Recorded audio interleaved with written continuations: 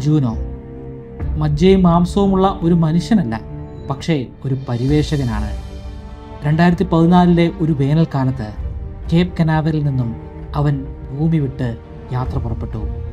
എന്നേക്കുമായിട്ടുള്ള ഒരു യാത്ര. മരണശേഷമുള്ള ഒരു യാത്രയായിരുന്നില്ല. അവൻ്റെ ജനനം അങ്ങനെയായിരുന്നു. ഒരിക്കലും മടങ്ങി വരാനാകാത്ത ഒരു പരിവേഷണ യാത്ര. ലക്ഷ്യസ്ഥാനം ഗ്രഹങ്ങളുടെ രാജാവായ ജൂപ്പിറ്ററാണ്. അതൊരു ദൈർഘ്യമേറിയ യാത്രയായിരുന്നു. കൂരിരുട്ടിലൂടെയുള്ള അതിവേഗതയിലുള്ള യാത്ര. യാത്ര തുടങ്ങുമ്പോൾ ഭൂമി ഒരു ഭീമാകാരനായ ഗ്രഹത്തെ പോലെ തോന്നി. ജൂപ്പിറ്റർ ഒരു കുഞ്ഞൻ നക്ഷത്രവും. ദിവസങ്ങൾ കഴിയും തോറും ഭൂമി ഒരു നീല ബിന്ദുവായി മാറിക്കൊണ്ടിരുന്നു. 2016 അവന് കാണാൻ പോലും കഴിയാത്ത വലുപ്പത്തിലേക്ക് ഭൂമി ആണ്ടുപോയിരുന്നു. പക്ഷേ തൊട്ടു മുൻപിൽ ഭീതി തോന്നിപ്പിക്കുന്ന രീതിയിലുള്ള ഒരു ഭീകര സത്വത്തെ പോലെ വ്യാഴം.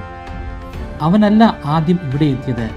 ഇതിനു മുൻപ് ഗലീലിയോയും പൈനിയറും വോയേജർ പേടകങ്ങളും ഇതുവഴി കടന്നു പോയിട്ടുണ്ട്. പക്ഷേ അവരെ പോലെയല്ല ജൂനോ. അവൻ കടന്നു പോകാൻ വേണ്ടി വന്നതല്ല, അവിടെ എന്നേക്കുമായി നിൽക്കാൻ വന്നവനാണ്. ഒരു പരിവേഷകനും ഇന്നേ വരെ ചെയ്തിട്ടില്ലാത്ത ഒരു ധീര കർത്തവ്യവുമായി എത്തിയവനാണ്. വ്യാഴത്തിൻ്റെ മറ്റാരും പോയിട്ടില്ലാത്ത അത്രയും അടുത്തേക്ക് അവൻ പോയിട്ടുണ്ട്.